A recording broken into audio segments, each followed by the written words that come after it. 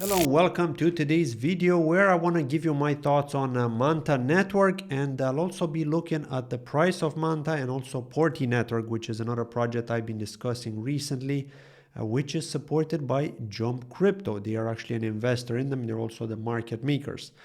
So we'll take a look at Manta first to begin with, and I just want to say that I have seen the Polkadot community recently complain about Manta, stating that all their traders, they left Polkadot to go and work at Celestia. But to be fair, this is not the case, and they are still a parachain, so they're a layer 1 blockchain on Polkadot in terms of privacy protocol. But aside from that, they're also a layer 2 on top of Celestia. And in fact, they're the very first layer 2 on Celestia. And they're using this as a great marketing push to let people know what they're doing and to drive attention. So this is really great, because they have seen Celestia do really well. And of course, they're going to use that narrative in order to attract investors. And you can see like a lot of their posts on X are really, really bullish. For example, this one here with regards to Binance, earn opportunities, right? They're using Binance to promote.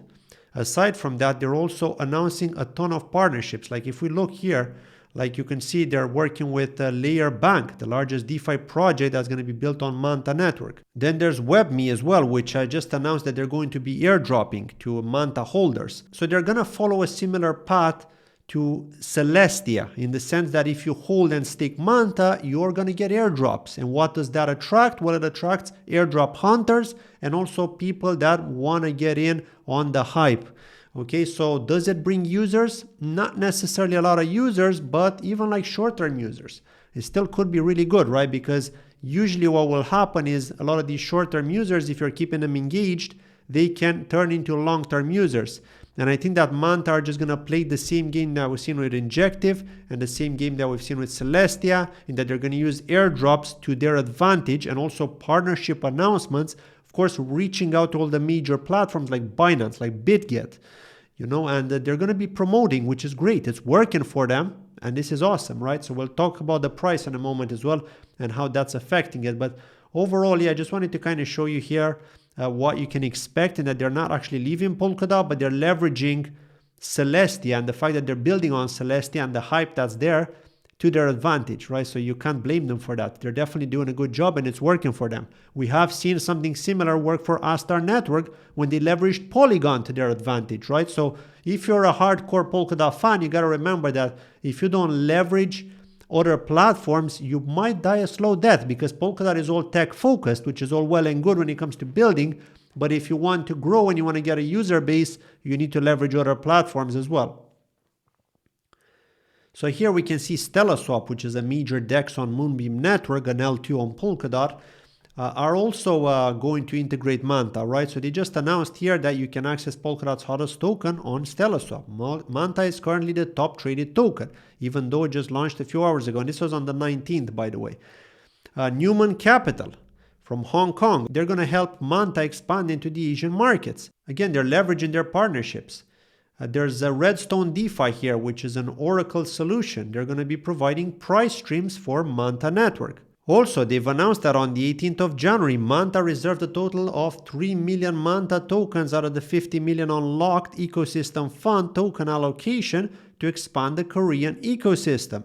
2 million Manta was dispersed to Bitsump to secure liquidity. Layer Bank opened an airdrop page, okay, and what they're doing is they're airdropping Manta as soon as they receive it. In addition, they're also constantly distributing points for Manta airdrops to all markets 4 times a day.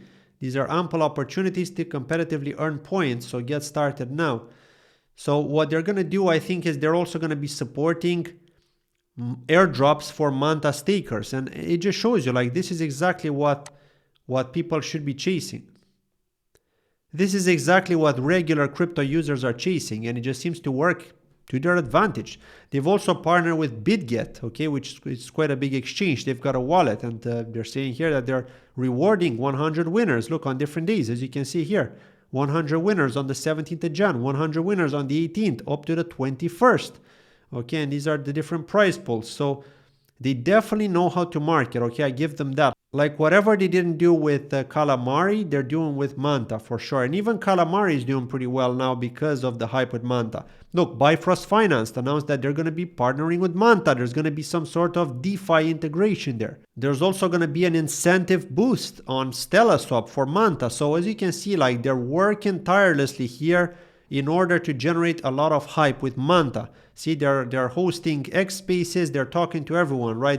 They're really trying to go out there, you know, and try to spread the word as much as possible. So yeah, I definitely give them credit for that. Now, I don't personally hold any Manta, right? I am planning to buy some, right? I did actually buy a small bag, but just for a trade soon after it started trading, but I am waiting to see what's going to happen to the price. So let's get into that now. And here on TradingView, we can see that if we look at Manta here, so we can't actually see like when it initially started trading because it was definitely higher than this, right? It was like 260, 270.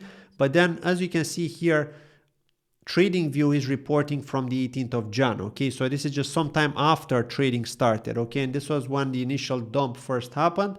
And then it started going up. As you can see here, we reached 256, 257. Then it pulled back again. And so as it stands, we can clearly see that the 220 area is acting as a great support area here that we need to watch if we ever see this revisit again. Okay, we want to see that it holds. But then it went higher, right? It went to like 278 here. As you can see, it put in that new high.